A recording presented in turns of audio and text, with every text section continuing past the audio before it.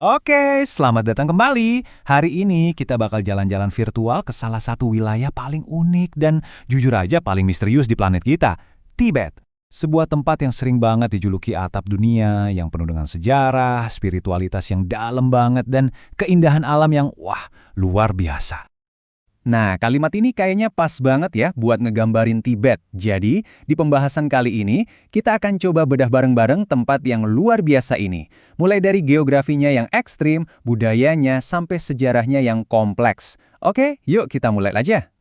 Untuk benar-benar ngertiin Tibet, kita harus mulai dari dasarnya dulu nih. Benar-benar dari tanahnya. Kita akan mulai dengan bentang alamnya yang luar biasa, yang jadi fondasi dari segala hal tentang Tibet.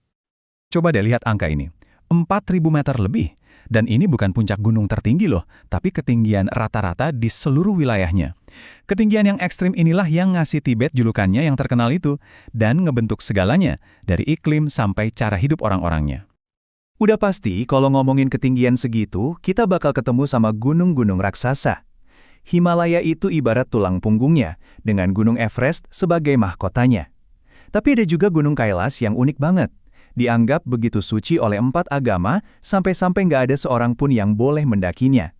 Ini nunjukin banget gimana alam dan spiritualitas itu nyatu di sini.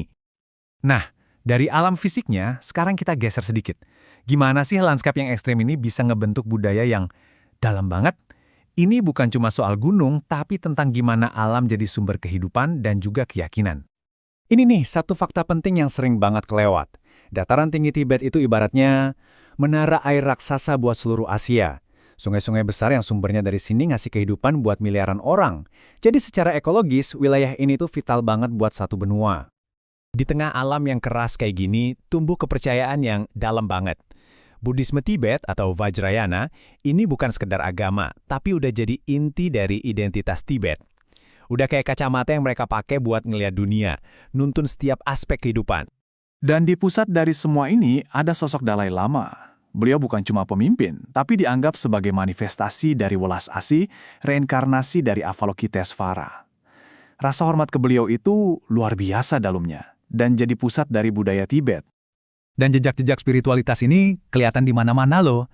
Mulai dari istana Potala yang megah banget di Lhasa, sampai biara-biara yang seolah nempel di tebing-tebing curam. Dan pastinya bendera-bendera doa yang warna-warni itu, yang katanya bisa nyebarin doa setiap kali ditiup angin. Kebayangkan indahnya? Oke, sekarang kita masuk ke bagian yang agak rumit nih. Untuk bisa paham Tibet di zaman modern, kita harus ngelihat sejarah politiknya yang, ya, kompleks dan sering jadi perdebatan. Di sini, kita lihat ada dua cerita yang benar-benar beda soal status Tibet. Di satu sisi, posisi resmi Tiongkok bilang kalau Tibet itu secara historis sudah jadi bagian dari Tiongkok dan mereka udah bawa modernisasi ke sana. Di sisi lain, pemerintah Tibet di pengasingan dan para pendukungnya berpendapat kalau Tibet itu negara merdeka yang diduduki secara ilegal. Ini inti konfliknya, dan penting banget buat kita ngerti dua sudut pandang ini biar dapat gambaran utuhnya ya. Timeline ini nunjukin 3 momen penting yang mengubah segalanya.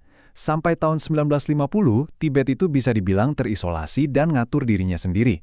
Terus, antara tahun 1950 dan 1951, tentara Tiongkok masuk, yang berujung pada Perjanjian 17 Poin, dokumen yang kontroversial banget. Puncaknya terjadi di tahun 1959. Setelah pemberontakan yang gagal, Dalai Lama terpaksa kabur ke pengasingan di India dan masih di sana sampai hari ini. Lantas, gimana sih kondisi Tibet sekarang? Tibet hari ini itu adalah tempat di mana perubahan besar dan modernisasi ketemu langsung sama tradisi yang usianya udah ribuan tahun. Salah satu perubahan yang paling kelihatan jelas itu ya pembangunan infrastruktur gede-gedean. Contohnya, jalur kereta api Qinghai Tibet. Ini tuh mahakarya teknik modern, jalur kereta api tertinggi di dunia yang nyambungin Tibet yang tadinya terpencil sama seluruh Tiongkok. Tapi, ini jadi pertanyaan besarnya kan? Dengan pembangunan yang secepat ini, apa dampaknya buat budaya asli mereka? Modernisasi memang bawa konektivitas dan peluang ekonomi, tapi gimana pengaruhnya ke identitas budaya Tibet yang unik?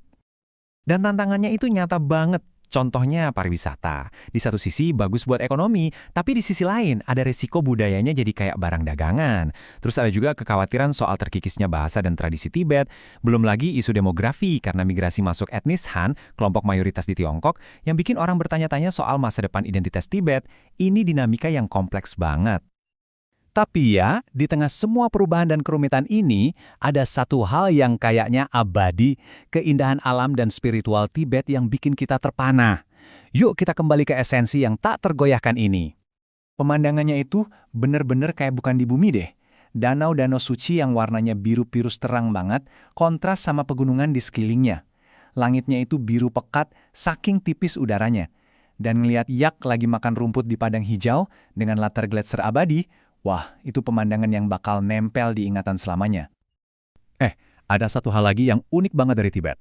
Kualitas cahayanya. Karena udaranya tipis banget di ketinggian, mataharinya jadi super intens. Ini bikin semua warna kelihatan lebih hidup, dan bayangan jadi tajam banget. Buat fotografer, ini sih surga. Dan kayaknya, kutipan ini ngerangkum semuanya dengan pas banget. Skala alam di Tibet itu emang bikin kita ngerasa kecil banget. Tapi anehnya, dari situ muncul rasa damai yang luar biasa. Pengalaman yang bisa mengubah cara pandang kita. Nah, kita tutup pembahasan ini dengan satu pertanyaan. Dengan modernisasi yang begitu cepat dan tekanan dari dunia modern, kira-kira esensi spiritual Tibet yang udah bertahan berabad-abad ini bisa terus bertahan nggak ya? Jawabannya mungkin ada di masa depan, dan ini jadi bahan renungan buat kita semua. Oke, terima kasih udah nemenin perjalanan kita kali ini.